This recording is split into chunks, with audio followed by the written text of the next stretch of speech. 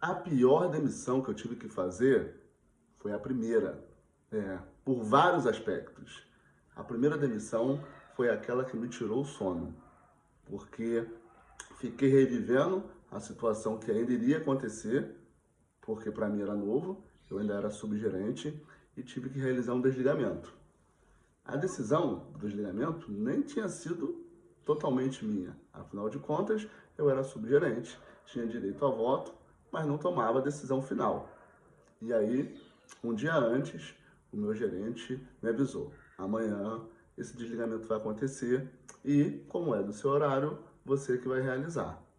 Já deu aquele frio na barriga, mal consegui dormir. Fui para casa remoendo aquilo ali, né? O difícil foi terminar aquele dia com esse colaborador e ainda a ida para casa foi pesadíssima. Para mim foi realmente aquele sentimento de luto, porque assim, por mais que o desligamento ele aconteça, e né, normalmente tem muitos motivos para que aconteça um desligamento, era o meu primeiro. Eu era subgerente, não muito antigo, ainda na função, e tive que realizar esse desligamento. Na ida para casa foi sofrência, no dia seguinte foi sofrência, até chegar o momento de conversar com a colaboradora. Mas pude entender muito bem, sei lá, acho que meses depois, os motivos reais daquele desligamento. Porque na hora eu só estava tentando simplesmente não errar em nada. Falei, poxa, a pessoa não está esperando, tenho que tratar com respeito, tenho que agradecer pelo período que ficou com a gente. Então tudo isso ficava martelando e eu criei uma espécie de cronograma ali de como eu ia começar essa conversa. Mas nada do que eu ensaiei era suficiente para acalmar o coração.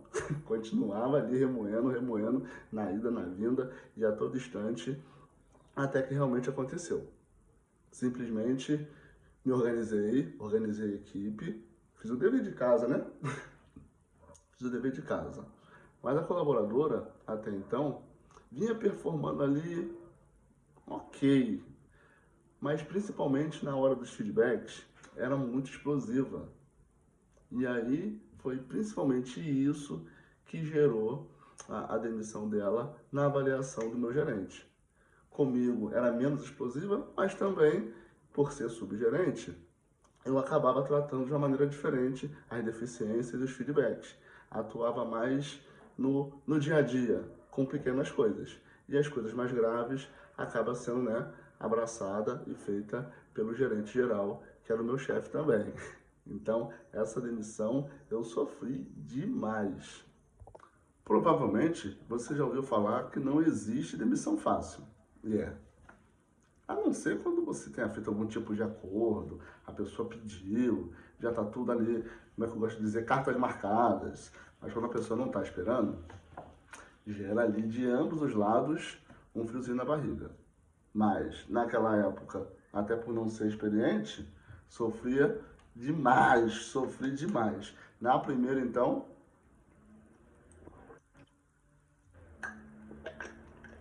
foi uma eternidade.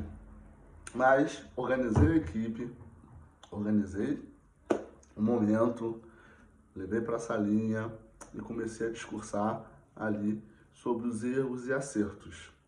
A lista não foi muito longa, até porque no momento de desligamento você já tomou sua decisão. O papel está na mesa, o contrato está encerrado. Então não adianta você ficar ali explorando ou corrigindo essa altura do campeonato. Eu costumo dizer que uma demissão ela nunca deve ser uma surpresa para o colaborador. Ele precisa ter tido avaliações, feedbacks, advertências se for o caso, e aí na hora que chegar a demissão, nem tem esse susto, nem tem. Porque se você tomou 3 advertências, tomou uma suspensão, tomou um monte de feedback, a avaliação foi ruim, já não é uma surpresa, aí não mete essa. Mas de fato, a demissão ela não deve ser uma surpresa.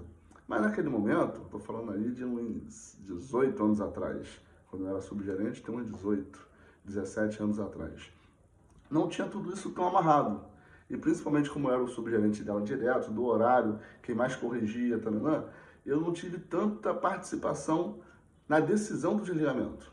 Eu mais acatei ordem, claro que levantei ali algumas situações, tinha que passar para o meu gerente, né? As coisas que ela não fazia direito, não funcionava direito, Mas a decisão final sempre é e sempre será do cabeça do gerente. Então, ele tomou a decisão e, por ser do meu horário, ele terceirizou, ele, né, me colocou como pessoa que iria dar essa notícia.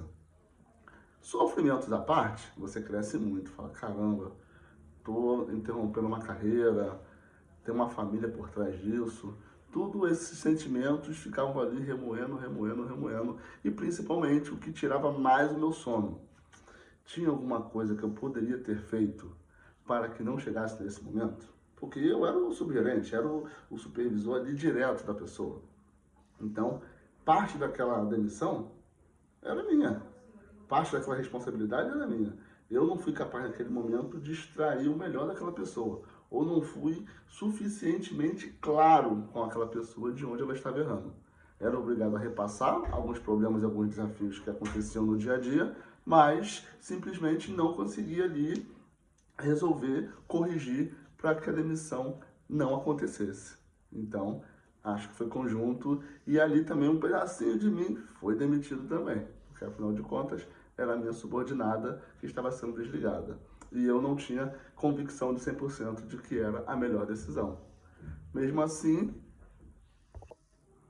mesmo assim, fui cumprir a missão. Afinal de contas, missão dada, missão cumprida. Mas foi difícil. Tratei com muito respeito, muita consideração. Era a minha principal preocupação, depois que eu soube que ela seria desligada e que não tinha mais volta. A minha principal preocupação foi justamente essa. Como conduzir esse dia difícil e não transformasse isso num dia pior ainda. Chamei ela para conversar, botei ela sentadinha e disse aquela notícia, né, pesadinha. Infelizmente, você não faz mais parte da empresa. Aí ela tomou um pouco de susto, mas entendeu, inevitavelmente, né, era uma jovem, as lágrimas desceram. Confesso que a minha ali me segurei, não ia, né, desmontar ali, poderia passar o sentimento de que a gente estava demitindo ela injustamente, e não era o caso, mas mantive ali, segurei também a minha, sério, firme, pedi para que ela assinasse, perguntei se tinha alguma dúvida em relação à burocracia, né, o que fazer depois, homologação, toda essa parte. Ela assinou, ainda em lágrimas, assinou, e aí preencheu a papelada que tinha que preencher, agradeci, fiz questão de agradecer. Ela tinha ficado com a gente mais ou menos um ano, então eu agradeci o tempo que ela ficou com a gente, agradeci pela entrega naquele período, tentei, né, não amenizar, porque a demissão já havia acontecido, mas tentei ser o mais acolhedor possível diante daquela situação. Então, encerramos ali, né, as tratativas, a parte burocrática do que tinha acontecido. Ela assinou tudo, agradeceu e veio, né, perguntando se o que vinha pela frente. E aí eu expliquei um pouco mais a parte burocrática, deixei ela à vontade e à disposição para conversar com todos os colaboradores que ali estavam, né? Na época não era assim, grupo para tudo quanto é lado, de WhatsApp, etc. Mas deixei ela à vontade para descer, se despedir de toda a equipe que ela conhecia muito bem e me coloquei à disposição, caso ela precisasse, né, de alguma coisa no futuro, uma recomendação, enfim. E finalizei a demissão. Então essa foi a história da minha primeira demissão, que causou muitas borboletas no estômago. Foi difícil, mas eu fui até o fim.